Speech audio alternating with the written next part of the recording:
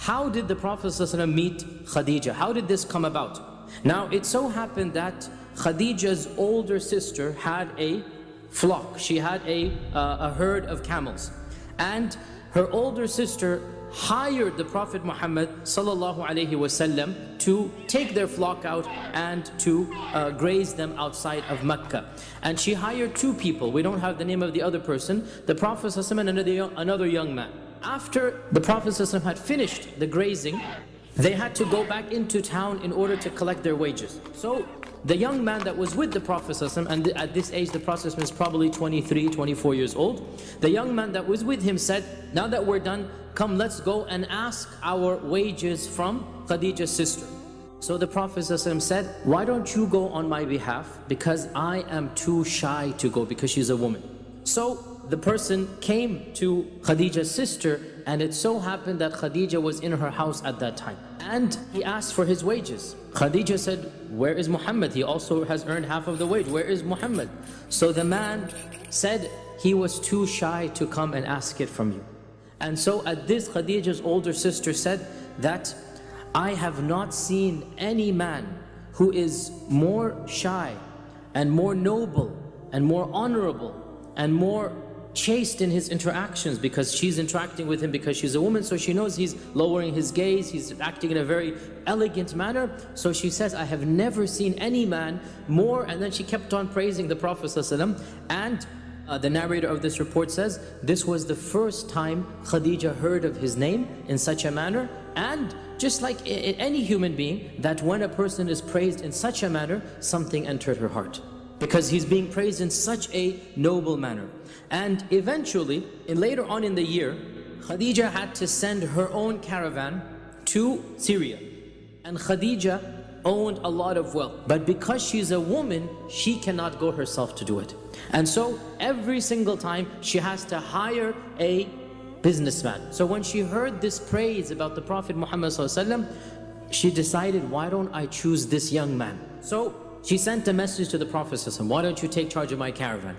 The Prophet ﷺ went to Abu Talib and said, oh my uncle, Khadijah has sent me such and such an offer, what do you think? And so Abu Talib basically said that, oh my nephew, Khadijah is well known to be the richest woman, and this is definitely much better than the job that you're doing now. You're going to get inshallah a good sustenance. Allah has blessed you with this opportunity. Do not say no to her. And so the Prophet ﷺ said yes, and Khadijah sent one of her servants along as well to him, and the Prophet ﷺ took the caravan to the city of Busra.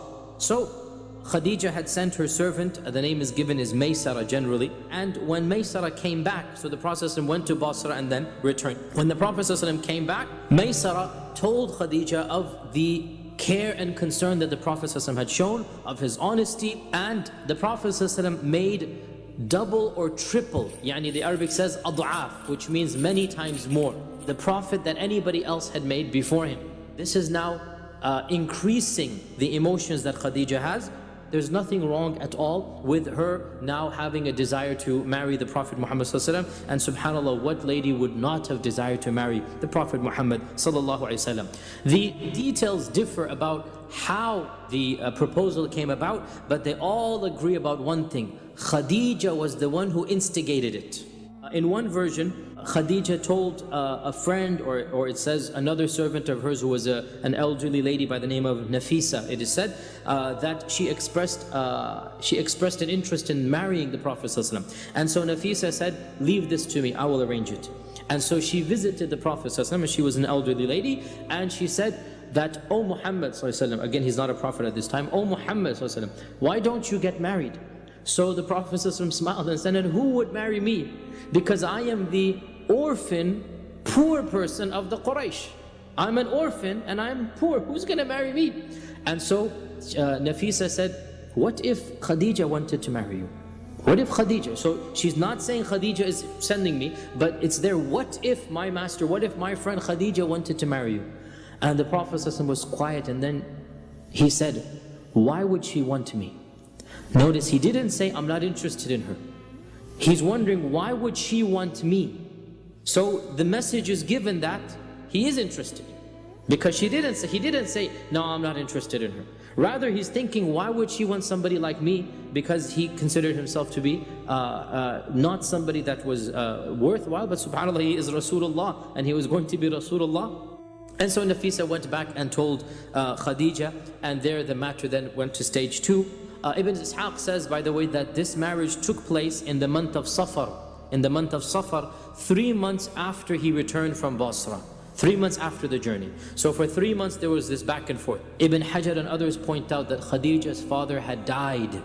That her uncle Amr ibn Asad became her wali, and Abu Talib came with the Prophet ﷺ, and Abu Talib performed the khutbah. He performed the sermon, and the sermon is recorded in one of the early books that Abu Talib began by praising Allah subhanahu wa ta'ala and then talking about the lineage of the Quraysh. That's what they always talked about, that we are the noble descendants of Ibrahim and Ismail, that Allah has blessed us with this, and that of the blessings we have is that we are the caretakers of the Kaaba, and Allah has blessed us to be the people of Mecca. And my nephew, the Prophet Muhammad ﷺ, my nephew is the one who is no comparison with any other young man in all of Mecca, in his manners and his nobility and his lineage. And he has proposed to your noble lady, Al-Karima, your noble daughter, your noble lady, Khadijah, with a mahr of 12 uqiyya wa nishan. Uqiyya is a nugget of silver. So 12 nuggets of silver with a little bit of coins of silver as well. And so he gave the khutbah. At this, Amr, Khadijah's uncle, stood up and said, this is a young man who cannot be refused. We accept the proposal. The blessings of Khadijah are simply too numerous to mention. She was the first to believe in the Prophet ﷺ. She comforted him as soon as the revelation began. She was the one who thought, let's take him to Waraqa ibn Nawfal. Let's take him to somebody who knows what's going on and ask what is happening. She was the only one whom Jibreel would come in the household of Khadijah. He would not enter any other household, any other wife's house. Any other wife's house he would not enter later on. Aisha, Salama, no one. He only entered the house of Khadijah. And Jibreel told the Prophet ﷺ, once when the Prophet ﷺ was sitting in Mecca, the Prophet ﷺ said to Khadijah that, oh Khadijah, here is Jibreel. Because Jibreel would enter and Khadijah was in the house, the only wife he would enter. Here is Jibreel, and he is sending Allah's salam upon you, subhanallah. He is sending Allah's salam upon you, and He is giving you the glad tidings of a house in Jannah where there's not going to be any noise and any struggling. You will have peace in that household. And so Khadijah responded that, Inna Allah huwa as-salam. Allah is as-salam. وَعَلَى جِبْرِيلَ السَّلَامِ, and may salam be upon Jibreel. وَعَلَيْكَ يَا رَسُولَ اللَّهِ السَّلَامِ, and may salam be upon you, Ya Rasulullah. This was Khadijah's response.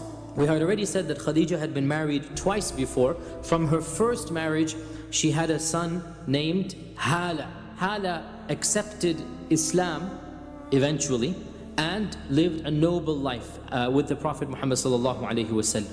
The Prophet ﷺ and Khadijah had at least 6 children. I already said this, that all of the children of the Prophet ﷺ were through Khadijah. The first child of the Prophet ﷺ, you should all know his name, it is Al-Qasim. It is said that Al-Qasim had reached the age where the boys could ride on the camel, 6, 7, 8 years old, and then he passed away. And then the Prophet ﷺ had Zainab, Ruqayya, Kulthum, and Fatima, the youngest daughter, 4 daughters. And then he had his final son with Khadijah, and that is Abdullah.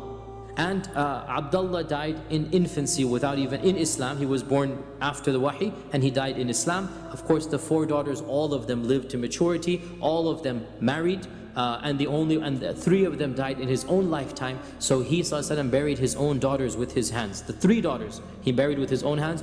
Only Fatima outlived him. And then of course he has Ibrahim. Now Ibrahim, by the way, was not born of his wife, it was born of his maidservant, his Amma. None of the other wives of the Prophet ﷺ became pregnant other than Khadijah.